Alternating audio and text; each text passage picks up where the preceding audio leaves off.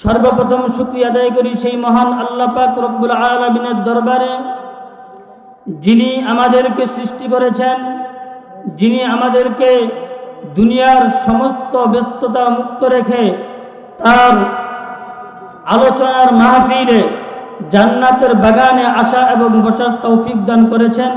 সেই রব্বুল ইজ্জতের দরবারে সকলেই জবান খুলে কালিমাতুশ শুকর আদায় করি, বলি আলহামদুলিল্লাহ।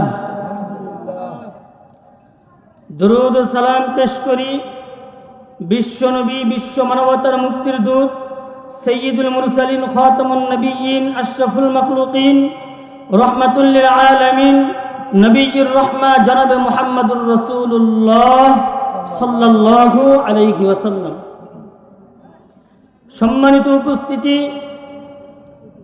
আজ আমরা এমন একটি অবস্থায় উদীয়মান, আজ আমরা এমন একটি সময়ে উপস্থিত, যেই মুহূর্তে নাকি গোটা পৃথিবীর সমস্ত কুফরি শক্তি এই বিষয়ে একমত হয়ে গেছে যে দুনিয়ার বুক থেকে, সারা পৃথিবীর মানচিত্র থেকে ইসলাম ও মুসলমানদেরকে চিরতরে নিঃশেষ করতে হবে।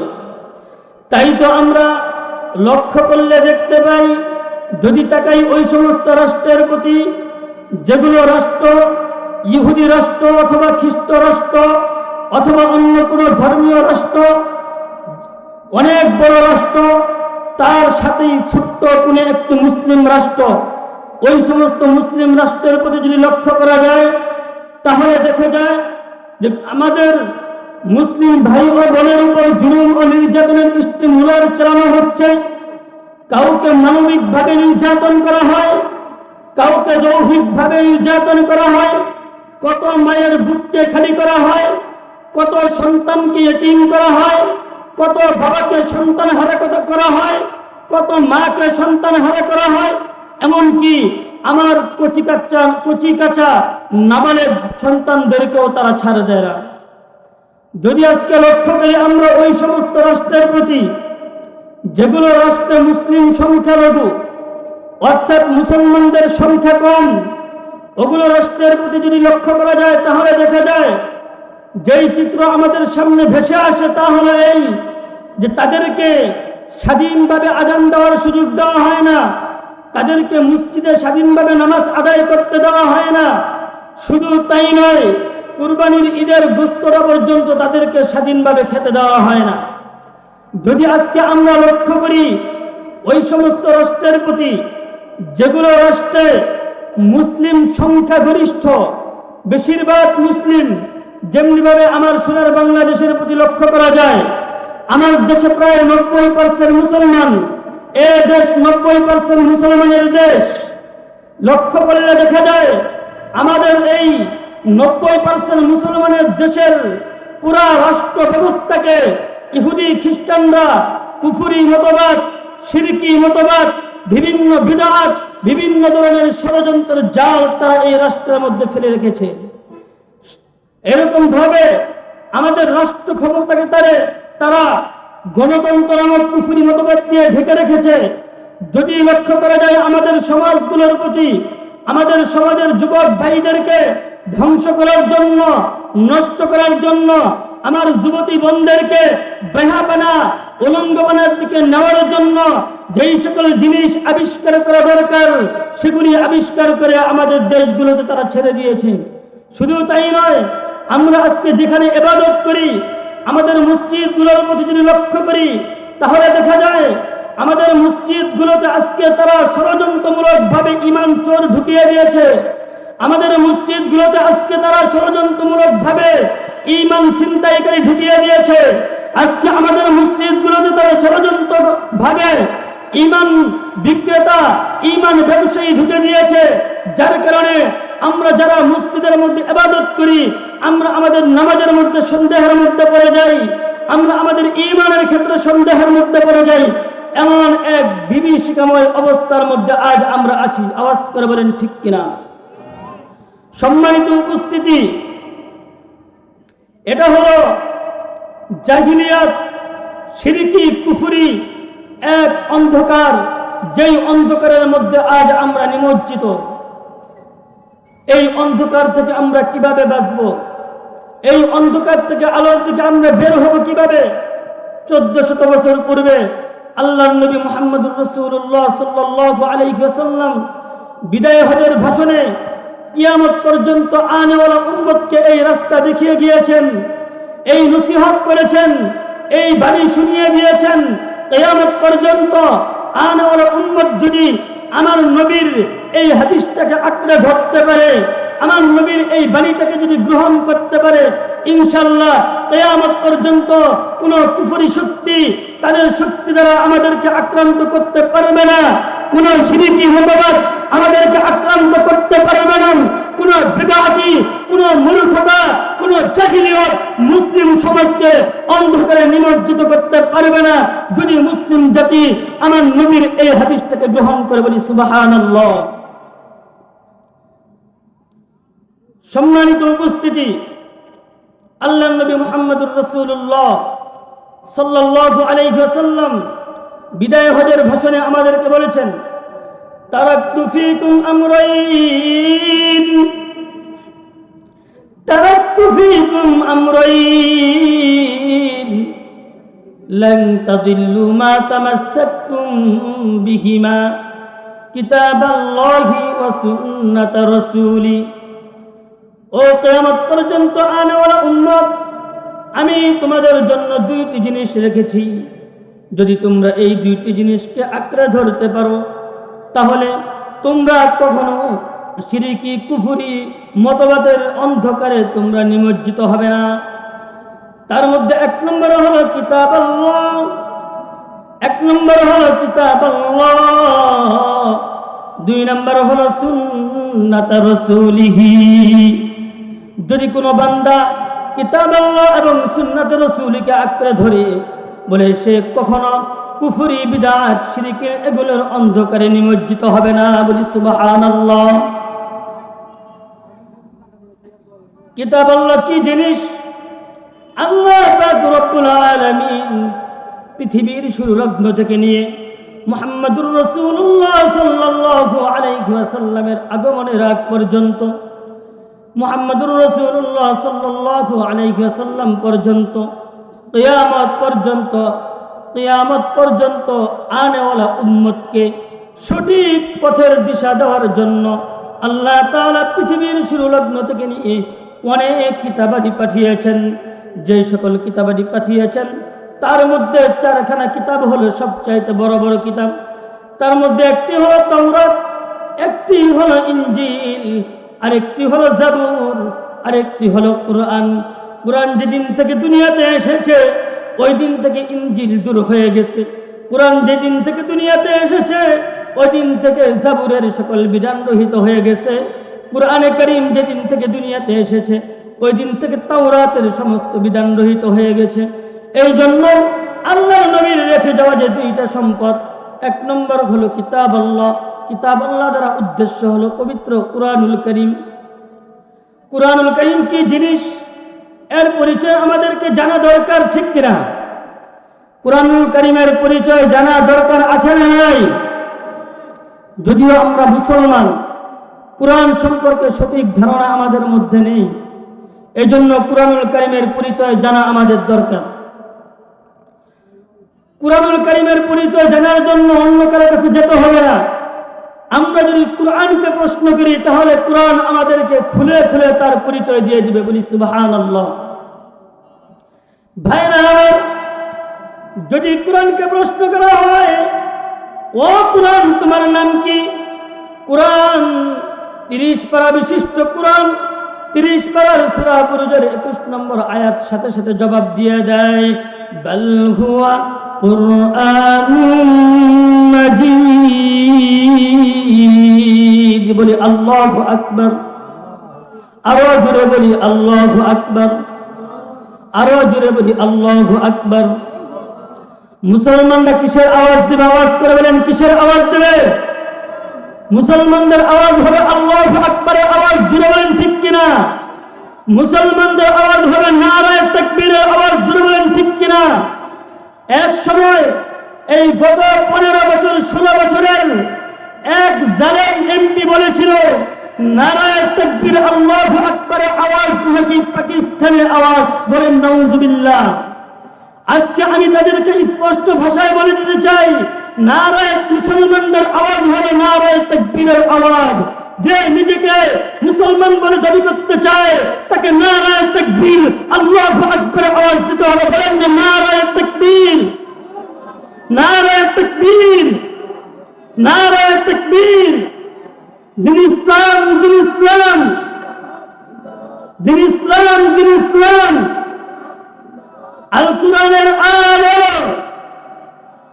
আল কোরআনের আলো শুধু ঘরে ঘরে নয়, আল কোরআনের আলো জাতীয় সংসদে যাবে। বলেন ঠিক কিনা? সম্মানিত উপস্থিতি, কোরআন আমাদেরকে পরিচয় দিয়েছে, বাল হুয়া কুরআনুম মাজিদ। বলে আল্লাহু আকবার। কোরআন হলো সম্মানিত একটি কোরআন। এমনি ভাবে সূরাতুল ওয়াকিয়ার ৭৭ নম্বর আয়াত জবাব দেয়া যায়, ইন্নাহু লাকুরআনুন কারীম। আল্লাহু আকবারের ধ্বনি এত আস্তে হলে হবে? এই মুসলমান জুড়ে বলেন আল্লাহু আকবার। কোরআন হলো একটি সম্মানিত কোরআন। যদি এই কোরআনকে প্রশ্ন করা হয়, ও কোরআন তোমার বাড়ি কোথায়, তুমি কোথায় থেকে এসেছো, কোরআনুল কারীমের সূরাতুল বুরুজের 22 নম্বর আয়াত উত্তর দিয়ে দেয়, ফি লাওহিম মাহফুজ। কোরআন ছিল একটি সংরক্ষিত ফলকের মধ্যে। যদি কোরআনকে প্রশ্ন করা হয়, ও কোরআন তোমাকে কার কাছে পাঠানো হয়েছে, সূরা মুহাম্মাদের 2 নম্বর আয়াত সাথে সাথে জবাব দিয়ে দেয়, ওয়াল্লাযীনা আমানু ওয়াল্লাযীনা আমানু ওয়া আমিলুস সালিহাতি ওয়া আমানু বিমা নুজিলা আলা মুহাম্মাদিন ওয়া হুয়াল হাক্কু মির রাব্বিহিম। আমাকে পাঠাইছে এই আসমান যে মালিক বানাইছে, এই জমিন যে মালিক বানাইছে, তোমাকে আমাকে যে মালিক বানাইছে, যে মালিক মানুষের খাবারের ব্যবস্থা করে, যে মানুষ জিনদেরকে পরিচালনা করে, ওই মালিকের পক্ষ থেকে আমি কোরআন নাযিল হয়েছি। বলি সুবহানাল্লাহ। এবার কোরআনকে প্রশ্ন করা হয়, ও কোরআন তুমি কি একাই একাই আল্লাহ তাআলার পক্ষ থেকে জমিনে এসেছো, নাকি তোমাকে কেউ কারোর সাথে পাঠানো হয়েছে? এবার কোরআনুল কারীমের সূরা আশ-শুআরা জবাব দিয়ে দেয়, নাযালা বিহির রূহুল আমিন। বলে আল্লাহু আকবার। কোরআন জবাব দেয়, না না না, আমি তো একা একা আসি নাই, আমাকে হযরত জিবরাইল আলাইহিস সালাতু ওয়াস সালামকে দিয়ে আমাকে পাঠানো হয়েছে।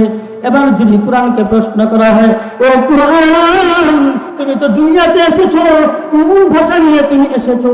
কোরআনের সূরাতুল আশ-শুআরা জবাব দিয়ে দেয়, বিলিসানিন আরাবিয়্যিন মুবিন।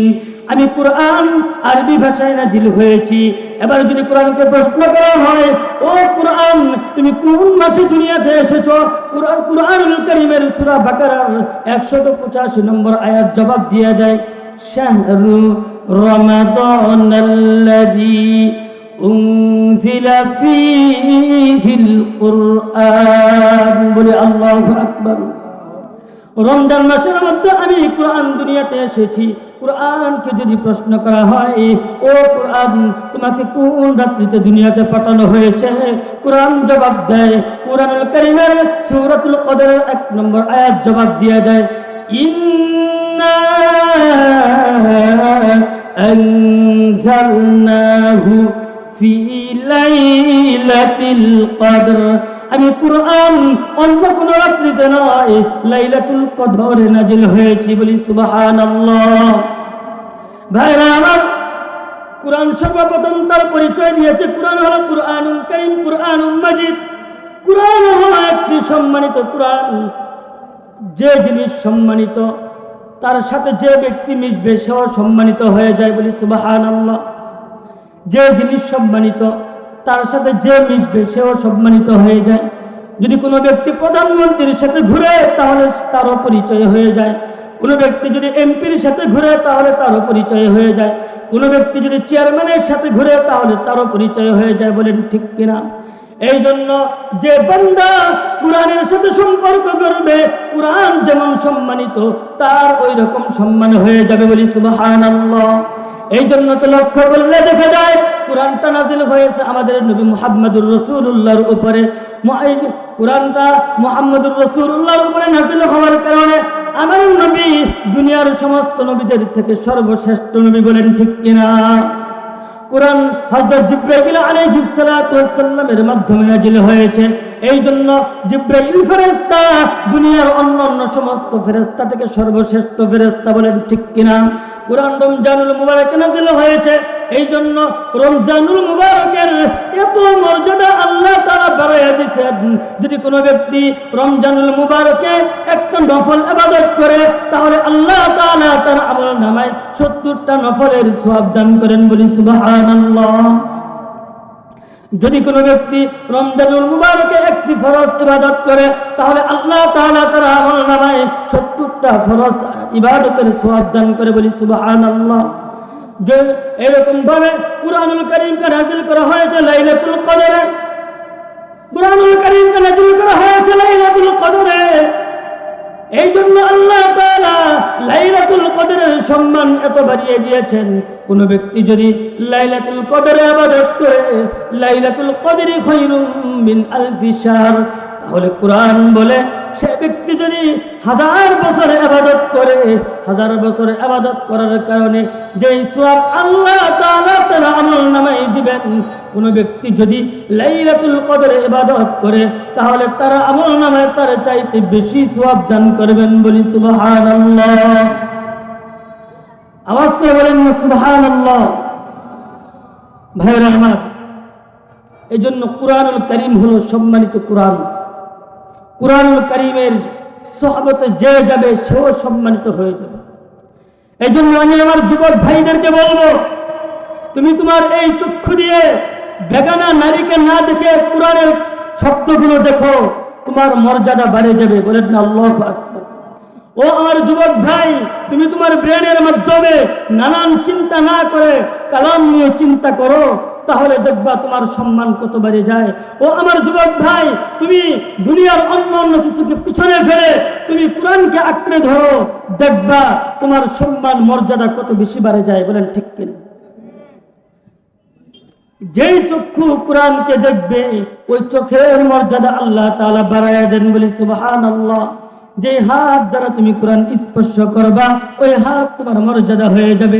যেই কদমকে তুমি কুরআনের জন্য বাড়াইবা, রাসূল বলেন মান সালাকা তরিকাই ইয়ালতামিসু ফীহি ইলমান সাখারাল্লাহু লাহু বিহি তরিকান ইলাল জান্নাহ।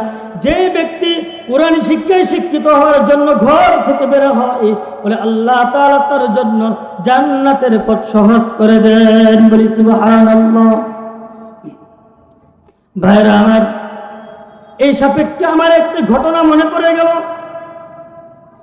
যেই ঘটনাটি নাকি শাইখুল আরব ওয়াল আজম হযরত হুসাইন আহমদ মাদানী রাহিমাহুল্লাহু তাআলা আনহু, তার সন্তান হযরত আসআদ মাদানী রাহিমাহুল্লাহু তাআলা আনহু বাংলাদেশের এক সফরে এসে বর্ণনা করেছিলেন।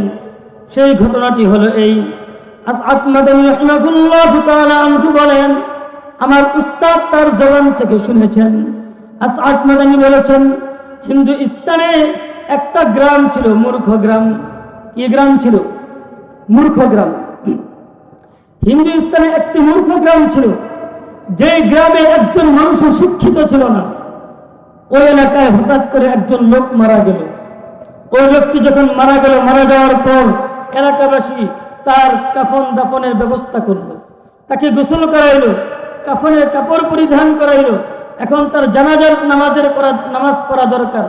কিভাবে জানাজা নামাজ পড়াবে এইরকম একজন লোক সেই গ্রামে খুঁজে পাওয়া যায় না। তারা সকলে মিলে পরামর্শে বসলো যে কিভাবে এর জানাজার কাজ সম্পন্ন করা যায়। এর জন্য তারা পরামর্শে বসলো।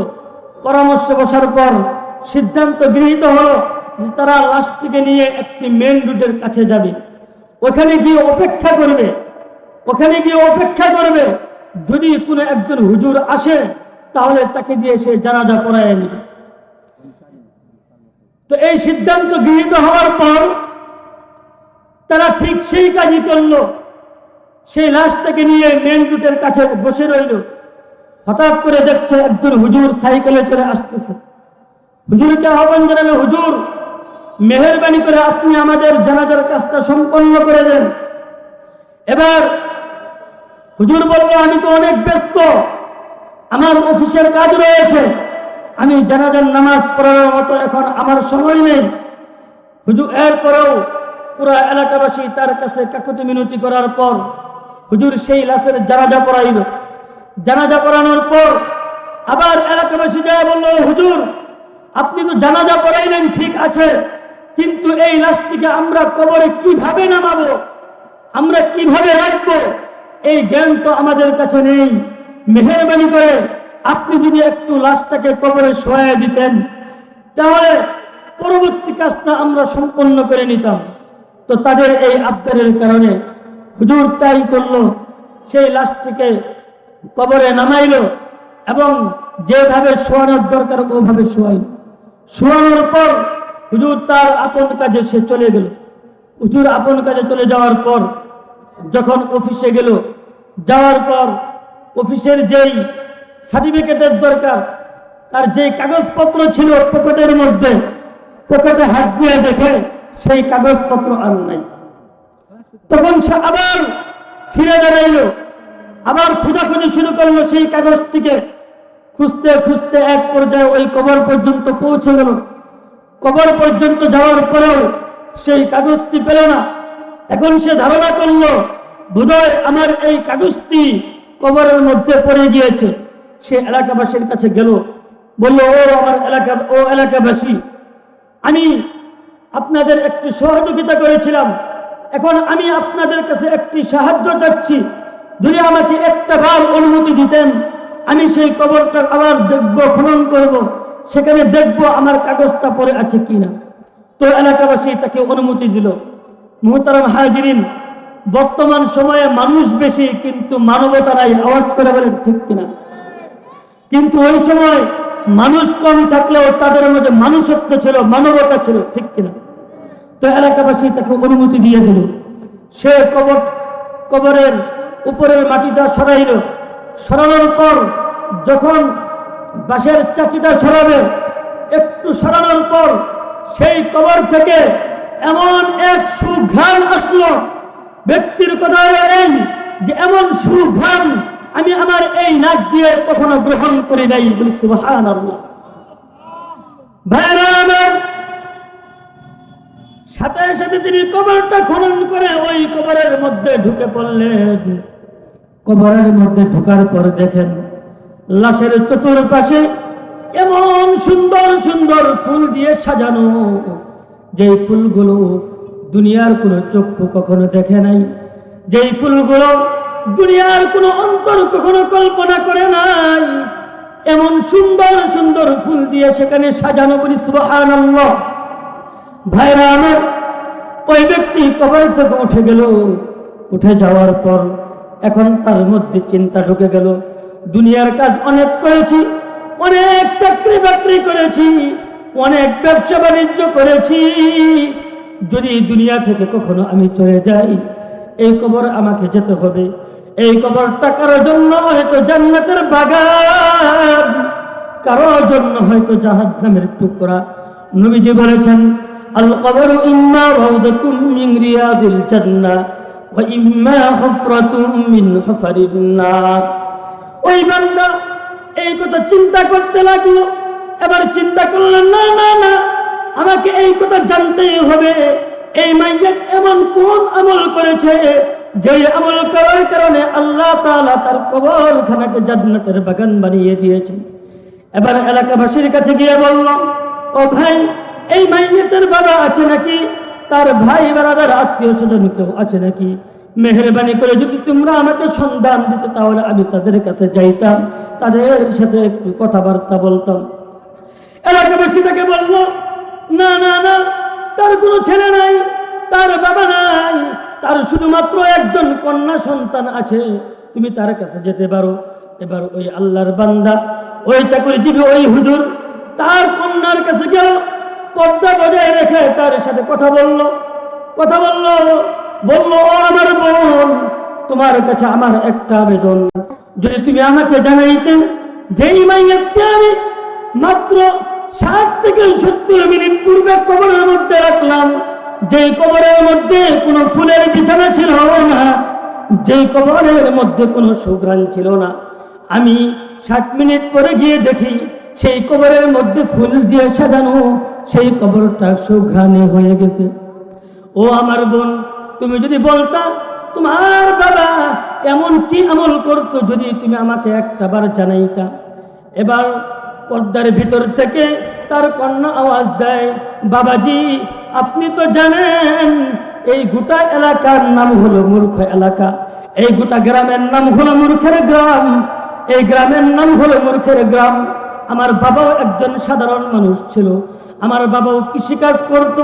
আমার বাবা, তবে আমি আমার বাবাকে দেখতাম, আমার বাবা যখন সকাল থেকে সন্ধ্যা পর্যন্ত কাজ করত, সন্ধ্যায় যখন আমার বাবা বাড়িতে ফিরে আসতো, বাড়িতে ফিরে আসার পর আমি দেখতাম আমার বাবার ঘরের তক্তার মধ্যে কালো কাপড় দিয়ে পেছানো কি যেন একটা কোরআন, কি যেন একটা কিতাব রয়েছে।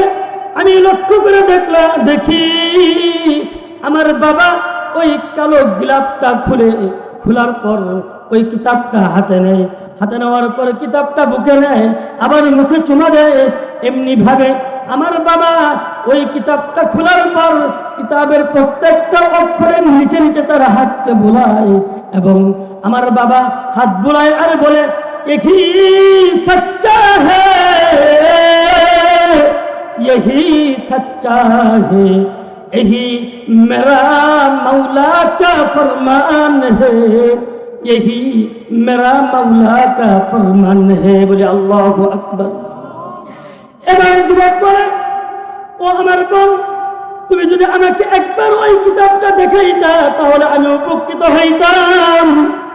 সাথে সাথে বোন ওই ঘর থেকে ওই কিতাবটা বের করে দেয়।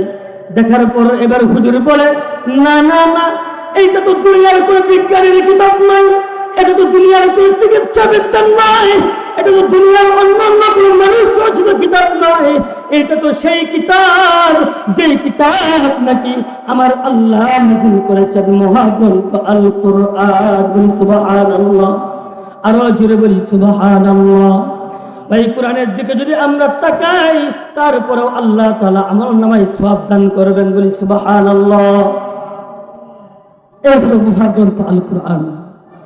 শুধু তাই নয়, যে ব্যক্তি এই কোরআনকে মানবে, কোরআন অনুযায়ী তার জীবন পরিচালনা করবে, নবীজি বলেন, মান ক্বারাআল কুরআন ওয়া আমিলা বিমা ফীহি, যে ব্যক্তি কোরআনুল কারীম পড়ে এবং এর উপর আমল করে, উলবিসা ওয়ালিদাহু তাজাই ইয়াউমাল কিয়ামা যাওহু আহসানু মিন যাওইশ শামসি, কাল কিয়ামতের মাঠে এই কোরআনওয়ালার বাবা মার, এই কোরআনওয়ালার বাবার মাথায় এমন এক মুকুট পরানো হবে যার আলো হবে সূর্যের আলো থেকেও অনেক বেশি।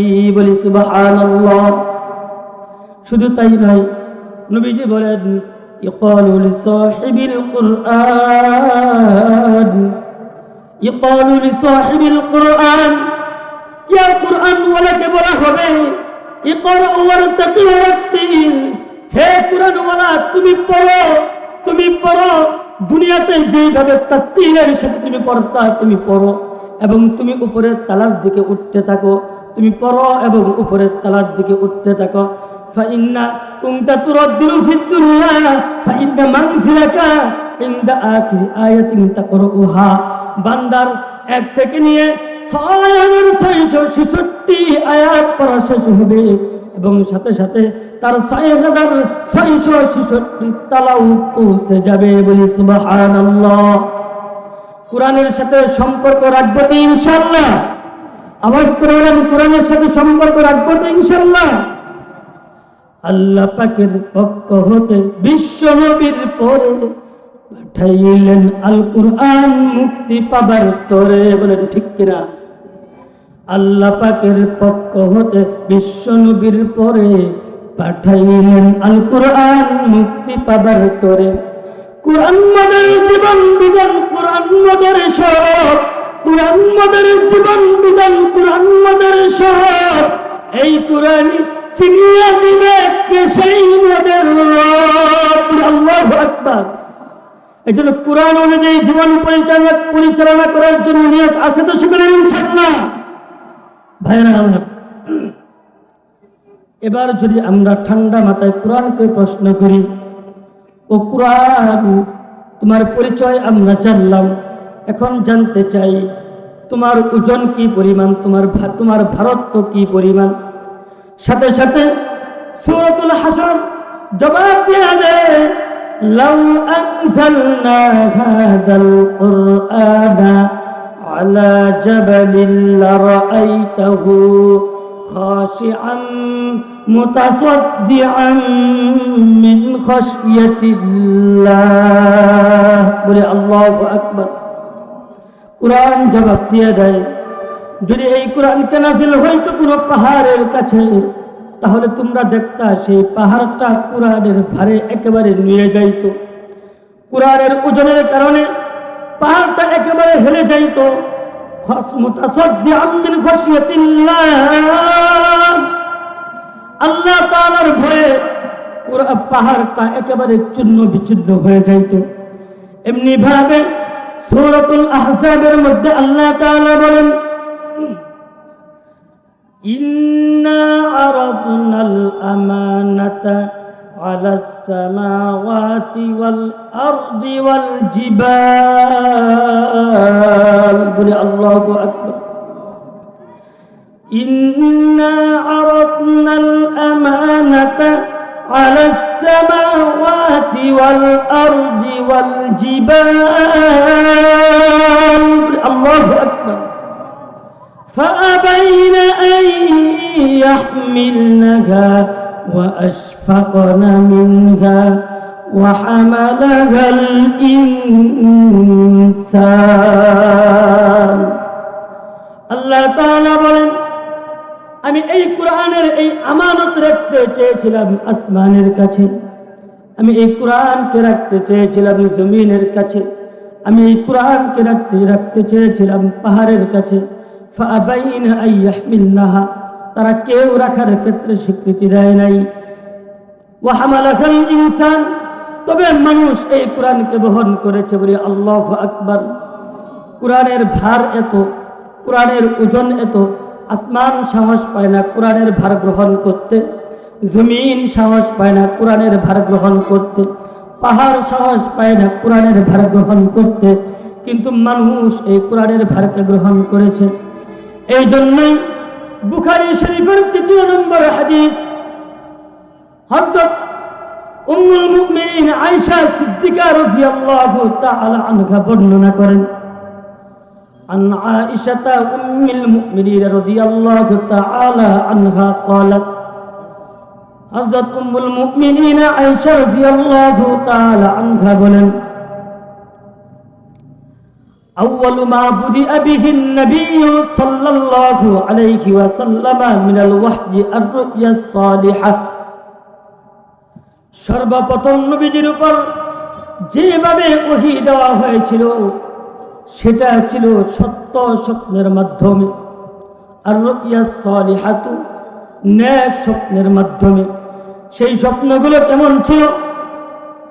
লা ইয়ারা রুইয়া ইল্লা জাআত মিসলা ফালাকিস সুবহি, স্বপ্নগুলো এমন ছিল রাত্রের অন্ধকার দূর হওয়ার পর যখন সকালবেলা সূর্য উদিত হয়, সকালবেলার সূর্য উদিত হওয়ার পর যেই রকম পরিষ্কার হয়ে যায়, বলে আমার নবীজির ওই স্বপ্নগুলো ওই রকম পরিষ্কার ছিল। বলি সুবহানাল্লাহ। আয়েশা সিদ্দিকা রাদিয়াল্লাহু তাআলা আনহা বলেন, সুম্মা হুব্বিবা ইলাইহিল খলা, নবীজির মধ্যে আল্লাহ তাআলা নির্জনে থাকার ভালোবাসা ঢুকাইয়া দিলেন। وكان يخلو بغار حراء ফলে আল্লাহর নবীজি গারে হেরার মধ্যে নির্জনে থাকা শুরু করে দিলেন। ফায়াতাহান্নাসু ফীহি ওয়া হুয়া তাআব্বুদুল লায়ালি যাওয়াতিল আদাদ।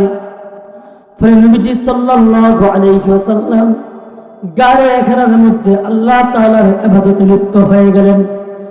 ক্বাবলা আইয়ানসিআ ইলা আহলিহি, নিজ পরিবারের প্রতি আগ্রহ আসার আগেই নবীজি সাল্লাল্লাহু আলাইহি ওয়াসাল্লাম গারে হেরার মধ্যে নির্জনে ইবাদত করা শুরু করে দিলেন। ওয়া ইয়াতাযাওয়াদু লিযালিকা, আম্মা জানা আয়েশা রাদিয়াল্লাহু তাআলা আনহা বলেন, নবীজি সেখানে থাকার জন্য খাবারের আসবাব নিয়ে যাইতেন, পানারের আসবাব নিয়ে যাইতেন। ফারাজা ইলা খাদিজা রাদিয়াল্লাহু তাআলা আনহা, যখন নাকি খাবার আসবাব শেষ হয়ে যাইত তখন বিবি খাদিজার কাছে যাইতেন। ফায়াতাযাওয়াদু লিমিসলিহা, আবার ওই পরিমাণ খাদ্য সামগ্রী নিয়ে আসতেন। হাত্তা জাআহুল হক, এইভাবে চলতে চলতে আমার নবীর কাছে সত্যের আওয়াজ চলে আসলো। সুবহানাল্লাহ। ফাজাআল মালাকু, আল্লাহ তাআলা ফেরেশতা পাঠিয়ে দিলেন, ফেরেশতা চলে আসলো। ফেরেশতা আসার পর ফেরেশতা বলে, ফাকালা ইকরা, ক্বালা মা আনা বিকারিইন। জিবরাইল বলে, ওগো নবী আপনি বলেন ইকরা। নবীজি বলেন, মা আনা বিকারিইন, আমি তো পড়তে জানি না। ফাকালা ইকরা, নবীজি বলেন, ক্বালা মা আনা বিকারিইন, নবীজি বলেন, না তো আমি পড়তে জানি না। ফাগত্তানি সুম্মা আখাযানি ফাগত্তানি, নবীজি বলেন, যখন আমি বললাম মা আনা বিকারিইন, আমি পড়তে জানি না, তখন জিবরাইল আমাকে এমন ভাবে চাপ দিয়ে ধরলো, হাত্তা বালাগা মিন্নিল জুহদু, আমার কষ্ট চূড়ান্ত পর্যায়ে পৌঁছে গেল। ক্বালা ইকরা, ক্বালা মা আনা বিকারিইন, জিবরাইল বললেন, নবীজি বলেন ইকরা।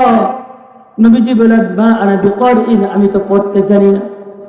সুম্মা আখাযানি ফাগাত্তানি সানিয়াতা হাত্তা বালাগা মিন্নিল জুহদু, নবীজিকে আবার জিবরাইল এমন জোরে চাপ মারে ধরলেন, হাত্তা বালাগা মিন্নিল জুহদু, নবীজির কষ্ট চূড়ান্ত পর্যায়ে পৌঁছে গেল। ফাকালা ইকরা, ক্বালা মা আনা বিকারিইন, আবার বলা হয় বলেন ইকরা। নবীজি বলেন, না মা আনা বিকারিইন, আমি তো পড়তে জানি না। সুম্মা আখাযানি ফাগাত্তানি সালিসাতা হাত্তা বালাগা মিন্নিল জুহদু, আবার নবীজিকে জিবরাইল আমিন এমন ভাবে চাপ দিয়ে ধরল, নবীজি বলেন বালাগা হাত্তা বালাগা মিন্নিল জুহদু, আমার কষ্ট চূড়ান্ত পর্যায়ে পৌঁছে গেল। ফাকালা ইকরা, এরপর আবার জিবরাইল আমিন বলেন ইকরা বিসমি রাব্বিকাল্লাযী খালাক, খালাকাল ইনসানা মিন আলাক, ইকরা ওয়া রাব্বুকাল আকরাম, আল্লাযী আল্লামা বিল কলম, আল্লামাল ইনসানা মা লাম ইয়ালাম। আল্লাহু আকবার। ফারাজা বিহা রাসূলুল্লাহ সাল্লাল্লাহু আলাইহি ওয়াসাল্লাম, নবীজি সাল্লাল্লাহু আলাইহি ওয়াসাল্লাম এই আয়াতগুলো নিয়ে ঘরে ফিরে গেলেন। ইয়ারজুফু ফুআদুহু, এমন অবস্থায় ফিরলেন নবীজির অন্তরটা কাঁপতেছিল। ফাকালা, নবীজি সাল্লাল্লাহু আলাইহি ওয়াসাল্লাম ফাকালা লিখাদিজা, খাদিজা রাদিয়াল্লাহু তাআলা আনহাকে বললেন, জাম্মিলুনি জাম্মিলুনি, ও আমার খাদিজা আমার জন্য কম্বল নিয়ে আসো, তাড়াতাড়ি কম্বল নিয়ে আসো। ফাজাম্মালুহু, খাদিজা কম্বল নিয়ে গেলেন। হাত্তা যাবা আনহুল্লাহু, নবীজিকে কম্বল দিয়ে ঢেকে দিলেন। ঢেকে দেওয়ার কারণে নবীজির থেকে ভয় দূর হয়ে গেল। বলি সুবহানাল্লাহ। ফাকালা লিখাদিজাতা, এবার নবীজি খাদিজাতুল কুবরা রাদিয়াল্লাহু তাআলা আনহাকে বললেন, ওয়া আখবারাহাল খাবারা, পুরা ঘটনাটা বিস্তারিতভাবে বললেন এবং বললেন, ও খাদিজা, লাকাদ খুশিতু আলা নাফসি, আমি তো আমার নফসের উপর, জানের উপর আশঙ্কা বোধ করতেছি। ও খাদিজা, আমি তো আমার জানের উপর আশঙ্কা বোধ করতেছি। ভাইরা আমার, এবার লক্ষ্য করুন নবীজি সাল্লাল্লাহু আলাইহি ওয়াসাল্লামকে তার বিবি খাদিজা রাদিয়াল্লাহু তাআলা আনহা কিভাবে সান্ত্বনা দেন, একটু লক্ষ্য করুন। ইসলামের সর্বপ্রথম ইসলাম গ্রহণ করেছে নারীদের মধ্যে হযরত খাদিজাতুল কুবরা রাদিয়াল্লাহু তাআলা আনহা। ইসলামকে সর্বপ্রথম সহযোগিতা করেছেন হযরত খাদিজাতুল কুবরা রাদিয়াল্লাহু তাআলা আনহা। বলেন ঠিক কিনা? ও আমার পর্দার আলোর মা ও বোনেরা, একটু কানটা লাগায় শুনে, একজন বিবি হয়ে, স্ত্রী হয়ে তার স্বামীকে কত সুন্দর করে সান্ত্বনা দিচ্ছে। বর্তমান তো আমাদের নারীরা ডিজিটাল হয়ে গেছে, আওয়াজ করে বলেন ঠিক কিনা? যদি স্বামী যখন ঘরে যায় তখন তাদের পাওয়ার মনে হয় আরো বেশি বেড়ে যায়, আওয়াজ করে বলেন ঠিক কিনা? স্বামীর খেদমত করবে তো দূরের কথা, উল্টা আরো স্বামীকে এখন স্ত্রীর খেদমত করতে হয়। এরকম হয় না নাই? আওয়াজ করে বলেন, এরকম হয় না নাই? ও আমার মা ও বোন, আমি আপনাদেরকে আজকে দুইটি হাদিস শোনায় যেতে চাই। মিশকাত শরীফের হাদিস, আন উম্মে সালামা রাদিয়াল্লাহু তাআলা আনহা قالت قال رسول الله صلى الله عليه وسلم أيما امرأة ماتت وزوجها عنها راض دخلت الجنة। হযরত উম্মে সালামা রাদিয়াল্লাহু তাআলা আনহা বলেন, নবীজি সাল্লাল্লাহু আলাইহি ওয়াসাল্লাম বলেছেন, যদি কোনো মহিলা মারা যায় এমন অবস্থায় যে তার স্বামী তার উপর সন্তুষ্ট, আল্লাহ তাআলা ওই নারীকে এর বদৌলতে জান্নাত দান করে। বলি সুবহানাল্লাহ। ও আমার মা ও আমার বোন, তোমাদেরকে আরেকটা হাদিস আজকে আমি শুনিয়ে যেতে চাই। হযরত আনাস রাদিয়াল্লাহু তাআলা আনহু থেকে বর্ণিত মিশকাত শরীফের হাদিস। عن أنس رضي الله تعالى عنه قال قال رسول الله صلى الله عليه وسلم হযরত আনাস রাদিয়াল্লাহু তাআলা আনহু থেকে বর্ণিত আল্লাহর নবী মুহাম্মদুর রাসূলুল্লাহ সাল্লাল্লাহু আলাইহি ওয়াসাল্লাম বলেন, আল মারআতু ইযা সাল্লাত খামসাহা, যেই মহিলা 5 ওয়াক্ত নামাজ যথাযথভাবে আদায় করবে, ওয়া সামাত শাহরাহা, রমজানের রোজা রাখবে, ওয়া আহসানাত ফারজাহা, নিজের লজ্জার স্থান হেফাজত করবে, ওয়া আতাআত বালাহা, এবং স্বামীর অনুসরণ করবে, ফালতাদখুল মিন আইয়ি আবওয়াবিল জান্নাতি শাআত। ও নারী, তুমি শুনে রাখো, আল্লাহ তাআলা তোমার জন্য জান্নাতের 8টি দরজা খুলে রেখে দিবেন। যেই দরজা দিয়ে ইচ্ছা সেই দরজা দিয়েই তুমি জান্নাতে প্রবেশ করবা। সুবহানাল্লাহ। আমাদের কাছে এরকম অনেক আওয়াজ বর্তমান আসতেছে যে আমি বউ হয়ে স্বামীর কাছে অনুমতি নেওয়ার মতো যে একটা সাহস, এই সাহসটা আমার নেই। শোনা যাচ্ছে কিছু কিছু ফিতনা আমাদের মাঝে চলে এসেছে, যারা তালিমের নাম দিয়ে, চিল্লার নাম দিয়ে আমাদের নারীদেরকে এই বুঝ দেয় যে তোমরা যদি চিল্লা দিতে চাও 40 দিনের জন্য তোমরা বের হয়ে যাবা, 3 দিনের জন্য তোমরা বের হয়ে যাবা, আমাদের তালিমের মজলিস গুলোতে তোমরা আসবা, কিন্তু এই ক্ষেত্রে তোমার স্বামীর অনুমতি নেওয়ার কোনো দরকার নাই। এইরকম মহিলাদের তালিম আমাদের সমাজগুলোতে আছে না নাই? আওয়াজ করে বলেন। এই মুসলমান আওয়াজ করেন না কেন? আছে না নাই? ও আমার মায়েরা, তোমাদেরকে আমি স্পষ্ট ভাষায় বলে দিচ্ছি, আমি এই এলাকার একজন মুফতি, অবশ্যই আমি ফতোয়া দেওয়ার অধিকার রাখি। আমি তোমাদেরকে বলে যাচ্ছি, যদি কোনো নারী হোক বা যদি কোনো কুলাঙ্গার তোমাদেরকে এইরকম দাওয়াত দিতে আসে যে স্বামীর অনুমতির কোনো দরকার নাই, তুমি পঞ্চগড় মার্কেটে চলে যাবে 40 দিনের জন্য, ও না, ও আমার বোন, তুমি স্পষ্ট জেনে রাখবা, সে তোমাকে জান্নাতের পথের দাওয়াত দিচ্ছে না, সে তোমাকে হেদায়েতের পথে দাওয়াত দেয় না, সে তোমাকে হকের পথে দাওয়াত দেয় না, সে তোমার কল্যাণ চায় না, সে তোমার ধ্বংস চায়, সে তোমাকে জাহান্নামে পৌঁছাতে চায়। ঠিক কিনা আওয়াজ করে বলেন। এই জন্য তোমাদেরকে সতর্ক থাকতে হবে। এই ধরনের কোন দাওয়াত যদি আসে স্পষ্ট তাদেরকে জানিয়ে দেবা যে তোমাদের এই দাওয়াত ভ্রান্ত দাওয়াত, এই দাওয়াত কোন অবস্থাতেই আমরা কবুল করব না, করব না, করব না। বলেন ঠিক কিনা? আমি আমার পুরুষদেরকেও বলতে চাই, আমাদের সমাজগুলোতে যাদের গ্রামে এই সমস্ত তালিম জারি আছে যে তারা মহিলাদেরকে এইভাবে তাশকিল করে, স্বামীর অনুমতির কোনো প্রয়োজন নেই, চিল্লাই বের হয়ে যাও, ওই সমস্ত তালিমকে সবগুলোকে বন্ধ করে দেবো। ঠিক আছে তো ইনশাআল্লাহ? এবার আবার মা আর বোনেরা বলতে পারেন যে হুজুর বেড়া মানুষ তো শুধুমাত্র আমাদেরকেই বাস দিল, ওদের মনে হয় কোনো কাজ নাই। ঠিক কিনা? এই আওয়াজ করে বলেন ঠিক কিনা? এই জন্য আমি আমার পুরুষ ভাইদেরকেও বলতে চাই, বউ হইলেই তাকে আমরা গোলাম মনে করব না। ঠিক কিনা? বউকে আমরা গোলাম মনে করব না। বাড়িতে যাওয়ার পর সে আমার জন্য সুন্দর করে রান্না বান্না করে ব্যবস্থা করে রাখে দেয়, সেই খাবার আমরা খাই। যদি দেখা যায় কিছু কিছু মানুষ এমন করে, যদি একটু লবণ বেশি হয়, একটু ঝাল বেশি হয়, একটু লবণ কম হয়, তাহলে তার উপর গালিগালাজ শুরু করে, তার উপর টর্চারিং শুরু করে। বলেন ঠিক কিনা? এইটা কোন আদর্শ স্বামীর কাজ নয়। আওয়াজ করে বলেন ঠিক কিনা? আমি আপনাদের প্রতি বলবো, না, কোনো অবস্থাতেই এমন কাজ করবেন না। আপনি সামান্য একটু তরকারিতে লবণ বেশি হওয়ার কারণে, ঝাল বেশি হওয়ার কারণে আপনার যেই বউকে আপনি গালিগালাজ করতেছেন, তার উপর টর্চারিং করেন, আপনার লজ্জা লাগে না? আবার ওই বউয়ের কাছে এই রাত্রে থাকেন। কথা বলেন ঠিক কিনা? এই জন্য আমি সমস্ত স্বামীদের প্রতি উদাত্ত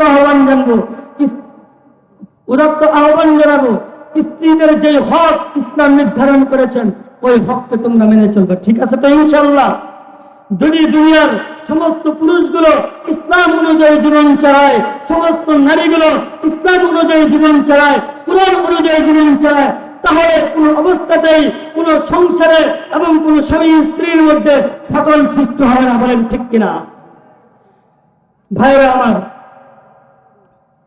যে কথা বলতেছিলাম, হযরত খাদিজাতুল কুবরা রাদিয়াল্লাহু তাআলা আনহা আল্লাহ নবীজিকে কত সুন্দর করে সান্ত্বনা দিচ্ছেন। একটু শোনেন মনোযোগ দিয়া। বুখারী শরীফের ৩য় নম্বর হাদিস। খাদিজাতুল কুবরা রাদিয়াল্লাহু তাআলা আনহা বলেন, ওয়াল্লাহি মা ইউখজিকাল্লাহু আবাদা। ও আমার স্বামী, আপনার চিন্তিত হওয়ার কোনো কারণ নেই, আপনার ভয় পাওয়ার কোনো কারণ নাই। কারণ কি? ইন্নাকা লা তাসিলুর রাহিম, আপনি তো আত্মীয়তার সম্পর্ক বজায় রাখেন। ইন্না তাহমিলুল কাল্লা, আপনি তো মানুষের বোঝাকে বহন করেন। ওয়াতাহমিলুল কাল্লা ওয়া তাকসিবুল মাদুমা, আপনি তো নিঃস্ব লোকের, অসহায় লোকের পাশে দাঁড়ান। ওয়াতাকরি যাইফা, আপনি তো মেহমানদেরকে আপ্যায়ন করেন। যে ব্যক্তি নাকি অসহায় মানুষের পাশে দাঁড়ায়, আত্মীয়তার সম্পর্ক বজায় রাখে, নিঃস্ব মানুষের পাশে দাঁড়ায়, ওগনবী সে কখনো বিপদে পড়ে না। আল্লাহ তাআলা কখনো তাকে বিপদের মধ্যে ফেলাবেন না। বলি সুবহানাল্লাহ। ওয়া তুঈনু আলা নওয়াইবিল হাক্কি, যারা হকের কথা বলতে গিয়ে বিপদের মধ্যে পড়ে, আপনি তো তাদেরকে সাহায্য করেন। এখানে একটু কথা বলবো। কি বলেছেন খাদিজাতুল কুবরা রাদিয়াল্লাহু তাআলা আনহা? নবী, যারা হকের পথে থেকে হকের কথা বলে যারা বিপদের মধ্যে পড়ে, আপনি তো তাদেরকে সাহায্য করেন। আমরা ইতিপূর্বে দেখেছি উলামায়ে কেরাম হকের কথা বলার কারণে নির্যাতিত হয়েছে। বলেন ঠিক কিনা? শাইখুল হাদিস ইবনে শাইখুল হাদিস আল্লামা মাওলানা হকের কথা বলেছেন, সত্যের কথা বলেছেন, কুরআনের কথা বলেছেন। কুরআনের কথা বলার কারণে, মূর্তির কথা বলার কারণে, গুজরাটের কসাই মুদির বিরুদ্ধে রুখে দাঁড়ানোর কারণে শাইখুল হাদিস ইবনে শাইখুল হাদিসকে দীর্ঘ একটা সময় কারাগারে নিয়ে এমন ভাবে নির্যাতন আর জুলুম করা হয়েছে, যুবক একজন ব্যক্তিকে তারা বৃদ্ধ পরিণত করে দিয়েছে। বলেন ঠিক কিনা? তারা চেষ্টা করেছিল আমার শাইখুল হাদিসকে এই গোটা পৃথিবীর মধ্যে একজন চোর হিসেবে সাব্যস্ত করতে। তারা চেষ্টা করেছিল শাইখুল হাদিস আল্লামা মামুনুল হককে পৃথিবীর সামনে একজন ডাকাত হিসেবে চিহ্নিত করার জন্য। তারা চেষ্টা করেছিল শাইখুল হাদিস আল্লামা মামুনুল হককে গোটা পৃথিবীর সামনে মিডিয়ার সামনে নিয়ে সন্ত্রাস হিসেবে সাব্যস্ত করার জন্য। গোটা পৃথিবীর মুসলমানদের থেকে, গোটা বাংলাদেশের তৌহিদি জনতা থেকে তাকে বিচ্ছিন্ন করার জন্য তারা গভীর ষড়যন্ত্র মেলে উঠেছিল, ঠিক কিনা?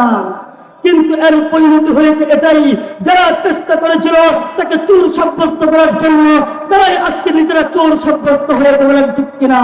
যারা চেষ্টা করেছিল আমার শাইখুল হাদিসকে বিশ্বের বুকে সন্ত্রাসী হিসেবে পরিচয় দেওয়ার জন্য আজকে তারাই সন্ত্রাসী দল হিসেবে চিহ্নিত হয়েছে, বলেন ঠিক কিনা? যারা চেষ্টা করেছিল শাইখুল হাদিস আল্লামা মামুনুল হককে গোটা দেশের মানুষ থেকে যারা বিচ্ছিন্ন করতে আজকে আমরা লক্ষ্য করে দেখি তারাই এই দেশ থেকে দল বিচ্ছিন্ন হয়ে পালানোর পথ খুঁজে পায় নাই, পালানোর পথ খুঁজে পায় নাই, বলেন ঠিক কিনা?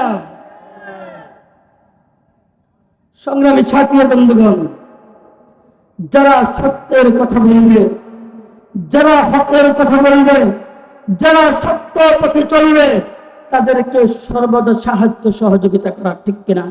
আমার নবীজি নবুয়ত পাওয়ার পূর্বেই তাদেরকে সহযোগিতা করতেন। এই জন্য খাদিজাতুল কুবরা রাদিয়াল্লাহু তাআলা আনহা সান্ত্বনা দিচ্ছেন, ওগো নবীজি আপনার দুঃখিত হওয়ার তো কোনো কারণ নাই, আপনার আফসোস করার কোনো কারণ নাই, আপনার জানের আশঙ্কা করার কোনো কারণ নেই, কারণ আপনি তো ওই লোকদের মধ্যে অন্তর্ভুক্ত যারা সত্যের পথে থেকে যদি কেউ বিপদে পড়ে ওদেরকে যারা সাহায্য করে ওই সাহায্যকারীদের অন্তর্ভুক্ত আপনি, অতএব আপনার তো কোনো টেনশন নেই। বলি সুবহানাল্লাহ। यतीमों का दिल शाद, यतीमों का दिल शाद किसने किया है, गुलामों को आजाद किसने किया है, यतीमों का दिल शाद किसने किया है, गुलामों को आजाद किसने किया है, मेरा नबी मेरा नबी मेरा नबी है। अल्लाहु আকবার। সম্মানিত উপস্থিতি, এক নম্বর সান্ত্বনা খাদিজাতুল কুবরা রাদিয়াল্লাহু তাআলা আনহা কেমন যেন নবীজির মাথায় হাত দিয়ে সান্ত্বনা দিচ্ছেন, ওগো নবীজি আপনি তো আত্মীয়তার সম্পর্ক ঠিক রাখেন, আপনি তো অসহায় মানুষের পাশে দাঁড়ান, আপনি তো এতিমদের পাশে দাঁড়ান, আপনি তো গোলামদেরকে আজাদ করার ব্যবস্থা করে দেন, যারা সত্যের পথে থেকে বিপদে পড়ে আপনি তো তাদেরকে সহযোগিতা করেন, অতএব আপনার বিপদে পড়ার কোনো কারণ নেই।